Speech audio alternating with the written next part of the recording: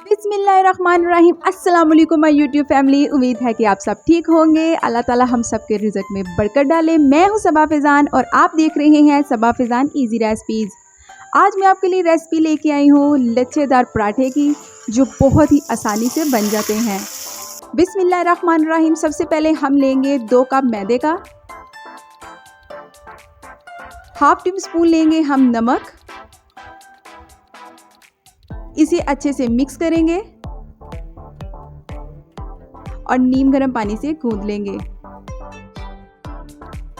आटा हमने बहुत अच्छे से गूंदना है। ऐसा नहीं करना कि आपने पूरा कप एकदम से ही मैदे में डाल दिया, और नहीं, ऐसा बिल्कुल नहीं करना। थोड़ा थोड़ा पानी लें और उसे आहिस्ता आहिस्ता गूंदें। आटा जितना अच्छा गूंदा जाएगा उतने ही अच्छे पराठे बनते हैं। चलें, अब हम इसे अच्छे से गूंदेंगे। गूंदने के बाद हम इसके ऊपर ऑयल लगाएंगे, ऊपर और नीचे वाली साइड पे, और इसे हम 20 मिनट के लिए रेस्ट देंगे।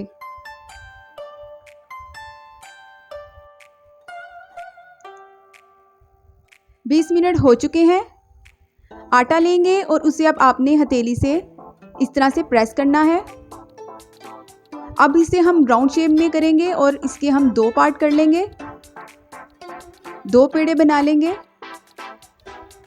इस तरह से पहले हम एक पेड़ा बनाएंगे और फिर दोनों पेड़े तैयार कर लेंगे। सबसे पहले हम लेंगे थोड़ा सा मैदा।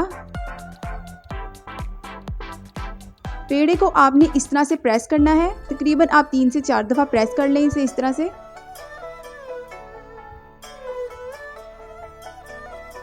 अब हम इसको बेलेंगे। रोटी जो है हमने वो बहुत पतली तैयार करनी है, बहुत पतली बेलनी है। इस पे हम यूज़ करेंगे घी। मैं यूज़ कर रही हूँ देसी घी, आप चाहें तो कोई भी घी यूज़ कर सकते हैं। लेकिन याद रखिएगा, पराठे ऑयल में नहीं बनेंगे। पराठे ऑयल में नहीं बनते, घी में ही बनते हैं। अब इसके ऊपर मैदा डस्ट करेंगे और ये देखें, उंगलियों से इस तरह इसे राउंड शेप देते जाएंगे। बिल्कुल आहिस्ता आहिस्ता हल्के हाथों से इसे राउंड शेप देनी है आपने।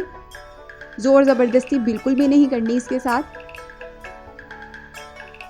ये देखें, इस तरह से आप इसे राउंड करते जाएंगे।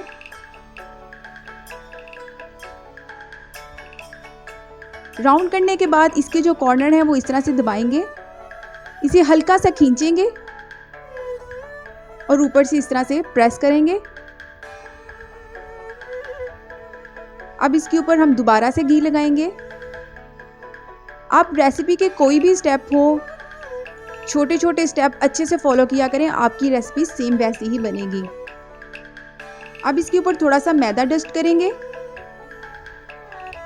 और ये स्टेप देखें, आप इन्हें इसको इस तरह से राउंड शेप देनी है।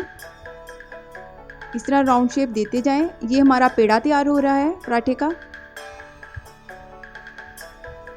राउंड शेप देने के बाद जो इसका कॉर्नर है वो ऐसे से प्रेस करेंगे और नीचे की तरफ से ऐसे नीचे की तरफ प्रेस कर देंगे।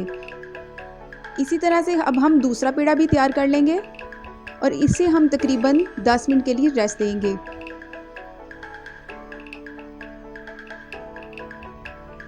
बिस्मिल्लाहिर्रहमानिर्रहीम। 10 मिनट हो चुके हैं। अब हम इसकी रोटी बेलेंगे।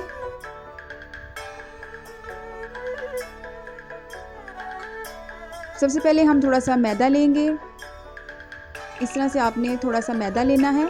इस पेड़े को इस तरह से हल्का सा प्रेस करना है, ज़्यादा ज़ोर नहीं लगाना, बिल्कुल हल्का सा प्रेस करना है और बिल्कुल हल्के हाथों से हम इसे बेलेंगे।